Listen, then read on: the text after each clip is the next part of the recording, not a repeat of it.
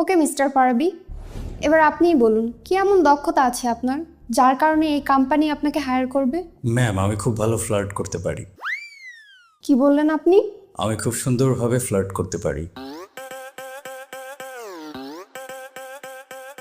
আপনি খুব সুন্দরভাবে ফ্লার্ট করতে পারেন, আর এই যোগ্যতা নিয়ে আমাদের কোম্পানিতে আপনি জব নিতে এসেছেন। ম্যাম, আপনি খুবই বুদ্ধিমতী, একদম ঠিক ধরেছেন।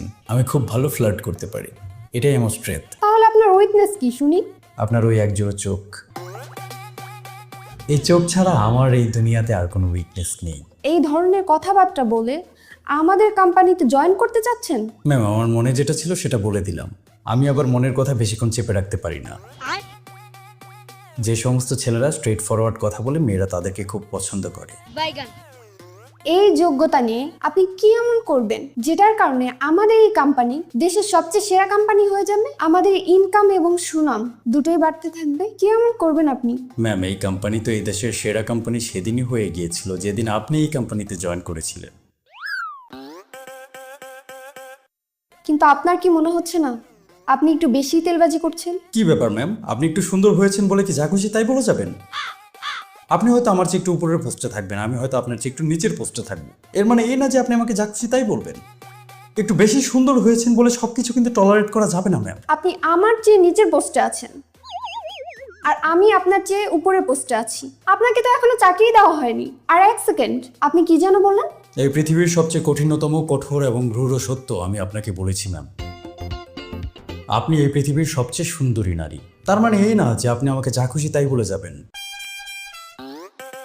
শুধু সুন্দর হয়েছেন বলে যখন যা খুশি তাই বলবেন সেটা তো অ্যালাউ করা যাবে না ম্যাম। এসব আপনি কোন ধরনের কথা বলছেন? আপনি নিজেকে কন্ট্রোল করেন।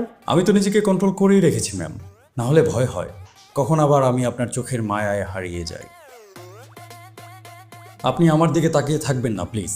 আরেকটু যদি তাকিয়ে থাকেন সম্ভবত আমি হারিয়ে যাব। আর একবার যদি হারিয়ে যাই তাহলে এই কোম্পানিতে আমি সারা জীবন জব করে যাব, যাতে সকাল বিকাল আমি আপনাকে দেখতে পারি। আমাকে আপনি কোনোভাবে এই কোম্পানি থেকে তখন বিদায় করতে পারবেন না। শুনুন মিস্টার পারাবি, আমি তো তখন থেকে আপনাকেই শুনছি। আমি বছরের পর বছর আপনাকেই শুনতে চাই। দেখুন জি, আপনাকেই দেখছি, তখন থেকে আপনাকেই দেখছি।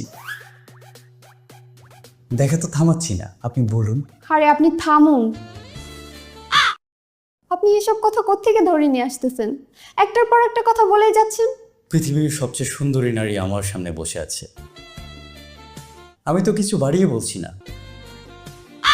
একের পর এক কথা আমার মুখ থেকে বেরিয়েই যাচ্ছে, নিজেকে থামাতেই পারছি না। সব অটোমেটিক্যালি চলে আসছে, আমি এখন অটো পাইলট মোডে আছি।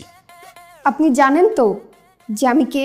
জানি, আপনি পৃথিবীর সবচেয়ে সুন্দরী নারী। প্রিন্সেস ডায়না আপনার কাছে কুলোবে না, চাঁদ আপনার সামনে আসলেই লজ্জা পাবে। আই মিন আমার এই কোম্পানিতে কি পজিশন সেটা তো আপনি জানেন নাকি? আমি এই কোম্পানির ম্যানেজার। আপনি আমার সাথে এভাবে কথা বলার সাহস কিভাবে পাচ্ছেন? ম্যাম, আপনি তো এখন শুধু এই কোম্পানির ম্যানেজার। একবার আমার কথায় রাজি হয়ে যান, তারপর আপনি আমার ঘরের ম্যানেজার হয়ে যাবেন। কোম্পানি, ঘর, ঘর, কোম্পানি, সব কিছুর ম্যানেজার আপনি, আর আমি সারাদিন আপনার কথায় উঠবার বসবো। প্লিজ প্লিজ প্লিজ, আপনি আর একটাও কথা বলবেন না। আপনি এবার দয়া করে থামুন। থেমেই তো আছি ম্যাডাম, শুধু আমি কেন, আমার পুরো দুনিয়াটাই থেমে আছে। এত সুন্দর কেন হতে গেলেন ম্যাম বলেন তো?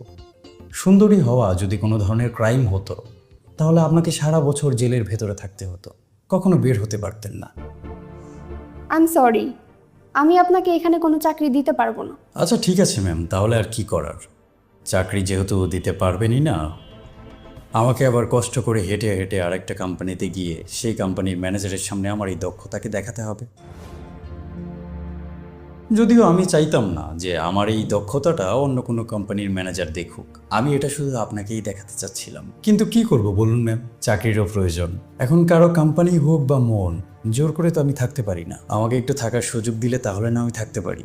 আর তাছাড়া আপনি তো জানেন আজকাল নারীরা পুরুষের চেয়ে কোথাও পিছিয়ে নেই।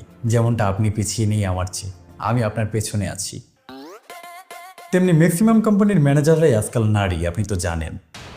তাদের সামনে আমার এই যোগ্যতাটা দেখাতে চাচ্ছিলাম না, কিন্তু দেখাতে হবে। উঠি। এক মিনিট এক মিনিট।